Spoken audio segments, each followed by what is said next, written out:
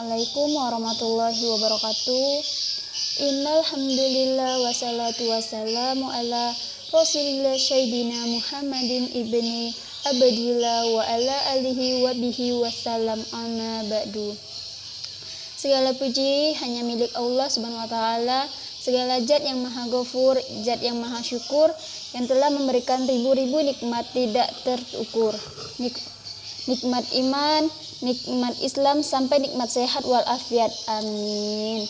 Perkenalkan, nama saya Okta Saputri, saya dari Prodi Akuntansi Syariah kelas 3D NIM 1201628. Di sini saya ingin menjelaskan sedikit tentang peran pemasaran dalam Islam.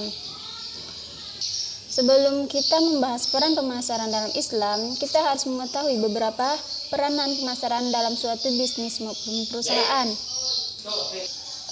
Ada dalam sektor bisnis. Pemasaran dibutuhkan untuk pengenalan produk berbagai perusahaan di bidang industri, pelayanan, penerbangan, perbankan, dan lain-lain. Sedangkan di sektor yang kedua, yaitu sektor non-profit, yaitu pemasaran kerap digunakan sebagai upaya promosi organisasi, perguruan tinggi, rumah sakit, dan berbagai kelompok kesenian atau komunitas lainnya untuk menarik peminatannya. Dalam sektor ketiga, yaitu sektor internasional, yaitu sektor pemasaran kerap digunakan oleh perusahaan multinasional yang bertujuan meningkatkan pemasaran global. Dalam pemasaran Islam sebenarnya tidak jauh berbeda dengan peran pemasaran pada umumnya. Yang membedakan hanyalah prinsip Islami dan tujuan akan keridhaan Allah Subhanahu wa taala yang ada dalam pemasaran Islam. Hal ini sebagaimana dijelaskan dalam ayat berikut ini. Fa'iza qadiyatil sholawatu taswiru fil ardi wa abtaghu min fadlillahi wal zukru Allah kasyirul la'allakum taflihun, yang artinya, apabila telah ditunaikan sholat maka bertebarlah kamu di muka bumi dan carilah karunia Allah dan ingatlah Allah banyak-banyak supaya kamu beruntung. Quran Surat Al-Jumu'ah ayat 62. Di dalam peran pemasaran Islam, kita mendapatkan mekanisme pasar Islami dan pengendalian harga. Dalam mekanisme ini, pentingnya pasar dalam Islam tidak terlepas dari fungsi pasar sebagai tempat terjadinya kegiatan jual beli. Jadi, dalam mekanisme ini kita mengetahui tentang jual beli. Untuk itu, perlu adanya syarat terkait dengan pembentukan harga dan terjadinya transaksi di pasar untuk menghindari hal-hal yang tidak diinginkan. Yang pertama, Islam dan sistem pasar. Secara umumnya, munculnya pesan moral Islam dan pencerahan teori pasar dapat dikaitkan sebagai bagian dari reaksi penolakan atas sistem sosialisme dan sekularisme. Di dalam Islam ini sendiri, bermuamalah atau berdagang merupakan aktivitas yang paling umum dilakukan di pasar. Untuk itu, Islam dapat menjadikan pencerahan bagi aktivitas perdagangan dengan sejumlah aturan yang bisa diterapkan di pasar dan upaya harus berdiri di atas prinsip persaingan bebas atau free competition. Namun, bukan berarti kebebasan tersebut berlaku mutlak, melainkan kebebasan tersebut dibalut oleh yaitu bingkai syariah. Di dalam hal penerapan harga, terdapat sebuah hadis yang menyatakan sebagai berikut. Hadisnya yaitu yang berbunyi, suatu ketika terdapat beberapa orang bertanya, "Wahai Rasulullah, harga mulai mahal, patoklah harga untuk kami." Rasulullah SAW bersabda, "Sesungguhnya Allah lah yang memutlakkan harga, yang menyampaikan dan melapangkan rezeki. Dan aku sungguh berharap untuk bertemu Allah dalam kondisi tidak seorang pun dari kalian yang menuntut kepadaku dengan suatu kezaliman pun, darah dan bau." Hadis riwayat Abu Daud, At-Tirmizi, Ibnu Majah, dan Asy-Syaukani. Di dalam transaksi yang dilakukan secara benar dan tidak termasuk riba untuk mencari keutamaan dan keridhaan Allah, bahkan mendapatkan dukungan yang kuat dalam agama sebagaimana firman Allah Subhanahu wa taala dalam ayat berikut yang berbunyi wabtaghi fima attaqallahu ad-darul akhirah wala sanasibaka minal wala sanasika minad dunya wa asika ma ahsanallahu ilaik wala tabghil fasada fil ardi innallaha la yuhibbul mufsidin, yang artinya dan carilah pada apa yang telah dianugerahkan Allah kepadamu kebahagiaan negeri akibat akhirat. Janganlah kamu melupakan bagianmu dari kenikmatan duniawi dan berbuat baiklah kepada orang lain sebagaimana Allah telah berbuat baik kepadamu, serta janganlah kamu berbuat kerusakan di muka bumi. Sesungguhnya Allah tidak menyukai orang-orang yang berbuat kerusakan. Quran surah Al-Qasas ayat 28. Dan yang kedua ada prinsip dalam pasar Islam. Mekanisme pasar dibangun berdasarkan beberapa prinsip sebagai berikut, yaitu yang pertama ar-ridha, yaitu semua transaksi yang dilakukan harus berdasarkan kerelaan antara tiap-tiap pihak. Hal tersebut sesuai dengan firman Allah SWT dalam ayat berikut.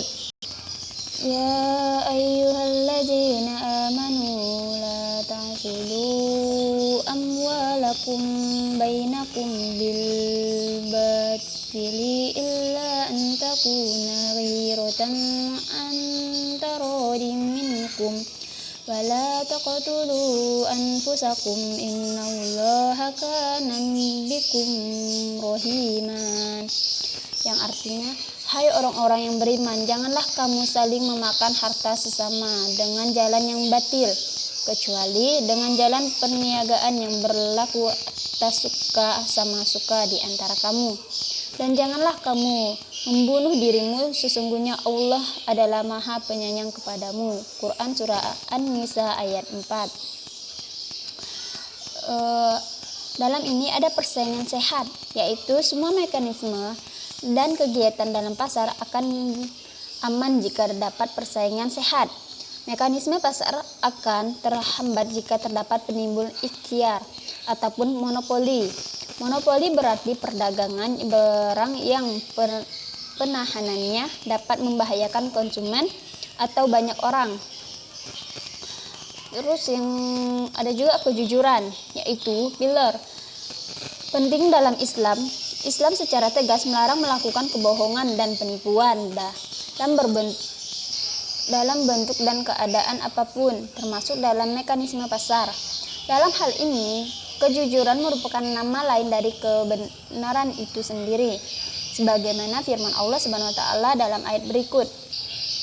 Qul sadaqallahu fattabi'u millata Ibrahim hanifa wa ma kana minal musyrikin, yang artinya katakanlah Muhammad, benarlah apa yang difirmankan Allah, maka ikutlah agama Ibrahim yang lurus dan bukanlah ia termasuk orang-orang yang musyrik.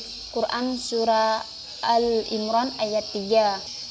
Ada juga tentang keterbukaan dan keadilan, yaitu segala transaksi dan kegiatan diruntur untuk selalu benar dan pengungkapan kehendak dan keadaan yang sesungguhnya. Yang ketiga adalah yaitu harga dan persaingan sempurna pada pasar Islami. Pola pasar merupakan pola yang disebut dengan ilustri atau evaluasi pasar oleh Al-Ghazali. Selanjutnya, C. Adam Smith menyatakan, serahkan saja pada invisible head dan dunia akan teratur dengan sendirinya. Prinsip invisible head merupakan prinsip ketika pasar cenderung akan mengarahkan setiap individu untuk mengajar dan mengerjakan yang terbaik untuk kepentingan sendiri, dan pada akhirnya dapat menghasilkan sesuatu yang baik untuk seluruh individu. Hal ini sebagaimana firman Allah Subhanahu wa taala dalam hadis berikut, maka tidak engkau letakkan yang kesabaran itu di atas bahan makanan itu, sehingga orang-orang dapat mengetahui keadaannya.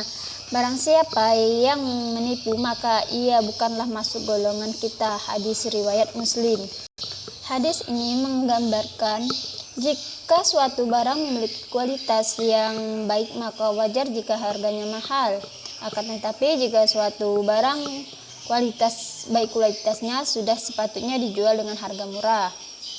Dalam hal ini, Rasulullah SAW telah mengajarkan penetapan harga yang baik, yaitu barang yang baik kualitasnya dijual dengan harga yang tinggi, barang yang kualitasnya rendah dijual dengan harga yang lebih rendah, dan setidaknya selayaknya barang yang kurang baik dijual dengan yang mahal.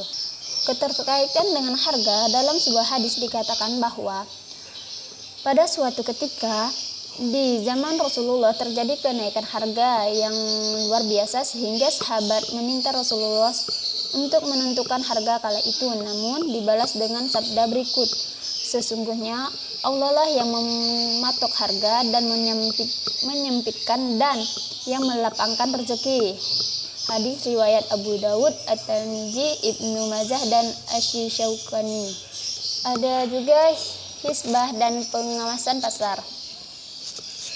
Menurut Ja'far 2009, hisbah berasal dari bahasa Arab dengan akar kata hasabah yang memiliki variasi makna, antara lain memperhitungkan, menafsirkan, mengklarifikasi, memikirkan, opini, pandangan, dan lain-lain. Sedangkan secara terminologi, hibah berarti memerintahkan kebaikan jika ada yang meninggalkan dan melarang kemungkaran jika ada yang mengerjakannya. Konsep hisbah berdasar beberapa pengertian tersebut adalah memerintahkan kebaikan dan mencegah kemungkaran. Hisbah adalah sebuah institusi atau lembaga keagamaan di bawah kendali pemerintah yang mengawasi masyarakat agar menjalankan kewajibannya dengan baik serta menjauhkan kemungkaran. Tujuan umum hibah adalah untuk menjaga lingkungan masyarakat dari kerusakan, menjaga dan memastikan kesejahteraan. Aduh, kok gitu sih baca aja muka. Bapak awal luah nyuruh tugas panggilnya.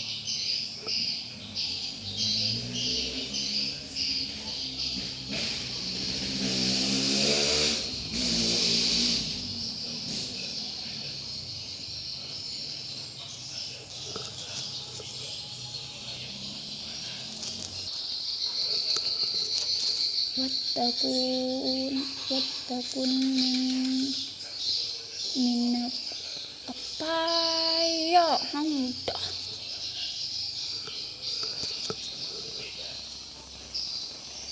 pada apa ya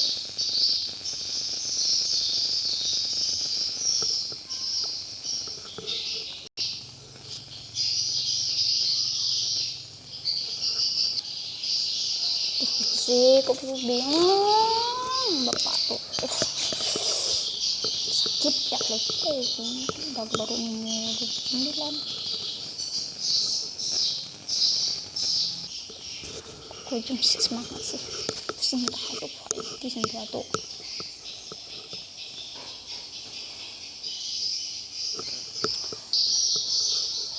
ya Allah. Mekanisme pasar dalam sejarah Islam itu merupakan pasar wadah atau tempat terjadinya mekanisme pertukaran barang dan jasa secara alamiah dan telah berlangsung sejak awal peradaban manusia.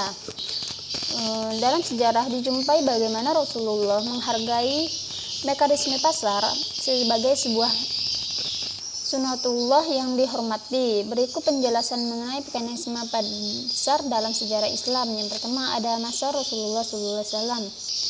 Pada awal perkembangan Islam di Mekah, Rasulullah SAW dan masyarakat Muslim mendapat gangguan dan teror yang berat dari masyarakat kafir Mekah, sehingga perjuangan dan dakwah menjadi prioritas kala itu. Ketika masyarakat Muslim telah berhijrah ke Madinah, para Rasulullah SAW bergeser menjadi pengawas pasar atau al-muhtashib. Ada juga dalam masa Khulafaur Rasyidin.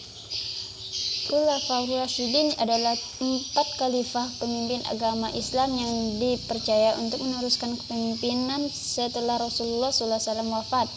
Khalifah yang pertama ditunjuk memegang tumpuk pemerintah adalah Abu Bakar Asy-Siddiq. Setelah Abu Bakar wafat, dipegang oleh Umar bin Khattab. Setelah itu setelah Umar bin Khattab wafat, dipindahkan ke kafilah yang ketiga, yaitu Utsman bin Affan. Setelah itu dipegang lagi oleh Ali bin Abi Thalib. Selanjutnya ada juga masa Bani Umayyah.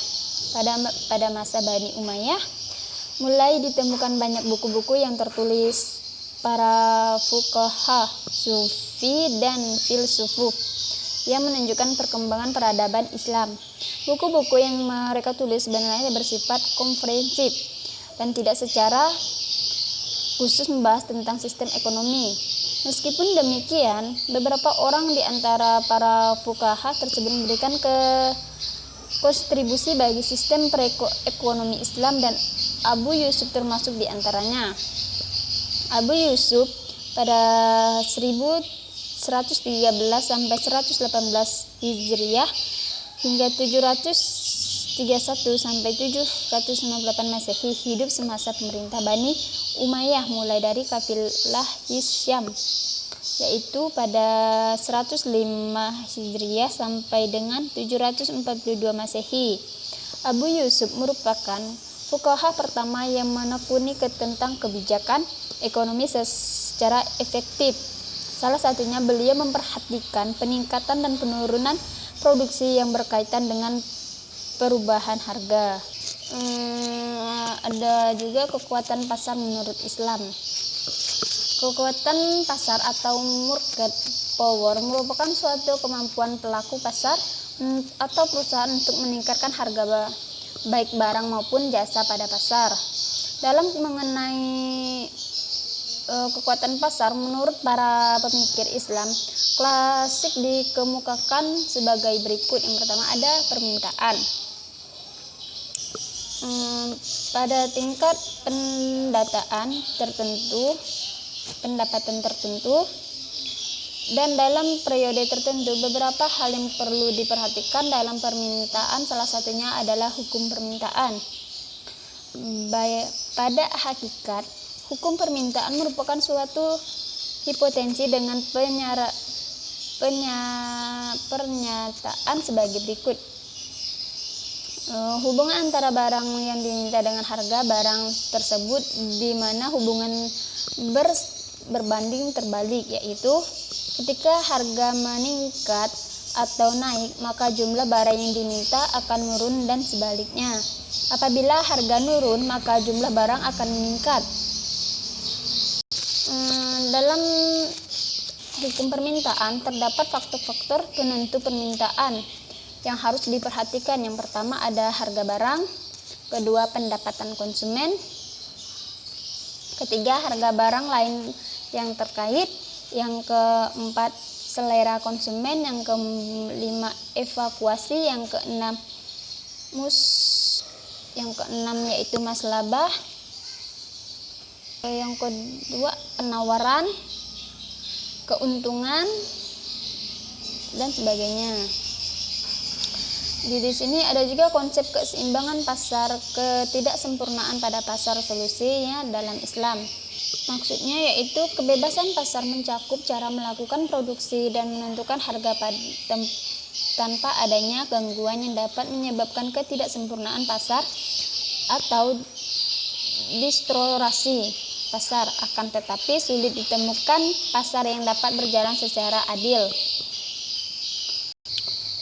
Berikut ada penjelasan mengenai keseimbangan dan ketidaksempurnaan pasar dalam Islam beserta solusinya. Yang pertama yaitu keseimbangan pasar dalam Islam.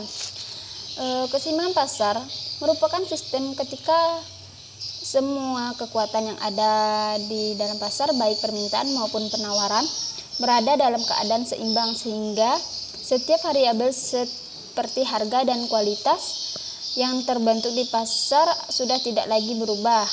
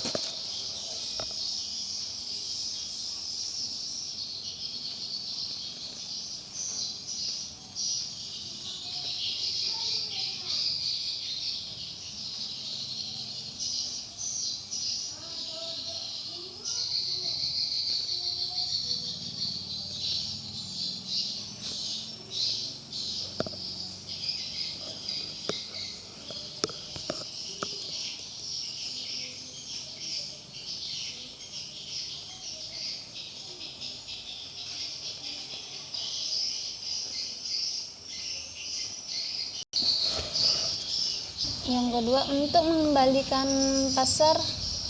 kondisi pasar yang tidak sempurna. Yang ketiga, keterbukaan informasi diperlukan dalam mengatasi ketidaksempurnaan pasar. Yang keempat, regulasi harga dapat dilakukan oleh pemerintah ketika pasar bersaing tidak sempurna dan dalam keadaan darurat. Yang terakhir, ada juga peranan pemerintah dalam mengontrol pasar. Dalam pasar kerap kali diperlukan campur tangan pemerintah untuk menjamin kelancaran mekanisme pasar secara sempurna. Tetapi peran pemerintah tidak semuanya bisa dilakukan atau dicampur tangankan oleh pemerintah atas kegiatan pasar. Yang itu interferensi tidak dapat dilakukan sembarangan oleh pemerintah, melainkan hanya dilakukan oleh kondisi tertentu. Kondisi-kondisi tersebut menurut Ibnu Taimiyah dijelaskan sebagai berikut. Yang pertama yaitu ada produsen, yaitu yang hanya bersedia menjual produk dengan harga tinggi melebihi harga umum, padahal konsumen sangat membutuhkan produk tersebut. Hal ini juga berlaku untuk bidang jasa. Yang kedua yaitu adanya kasus monopoli atau penimbunan. Para fuqaha memberlakukan hak hajar atau ketetapan yang berbatas hak guna dan hak pakai atas kepemilikan barang oleh pemerintah. Yang ketiga adanya al-bars, yaitu distribusi barang hanya berada pada satu penjual atau pihak tertentu. Yang keempat adanya kualitas dan kolusif antar penjual. Yang kelima ada produsen menawarkan produk yang harga terlalu tinggi menurut konsumen, sedangkan konsumen meminta pada harga yang memerlukan yang terlalu rendah menurut produsen. Sedangkan menurut Ibnu Qudamah Al-Makidis, tujuan intervensi pasar dilakukan oleh pemerintah antara lain untuk mencegah penyimpangan seperti ikhtiar dan tadlis dalam aktivitas ekonomi dan untuk melindungi kepentingan masyarakat yang lebih luas. Selain itu, menurut Mannam 1997, regulasi harga yang terjadi yang menjadi bagian dari intervensi pemerintah memiliki 3 fungsi sebagai berikut, yaitu yang pertama ada fungsi ekonomi, yaitu berhubungan dengan peningkatan produktivitas dan peningkatan pendapat masyarakat miskin melalui alokasi dan relokasi sumber daya ekonomi. Yang kedua ada fungsi sosial, yaitu mempersempit kesenjangan antara masyarakat kaya dan masyarakat miskin. Yang ketiga yaitu ada fungsi moral, yaitu fungsi upaya meningkatkan nilai-nilai Islami dalam aktivitas perekonomian. Baiklah, ini dari akhir penjelasan saya. Mohon maaf jika ada kata yang salah dan kurang dipahami. Saya mohon maaf. Sekian dari saya. Wassalamualaikum warahmatullahi wabarakatuh.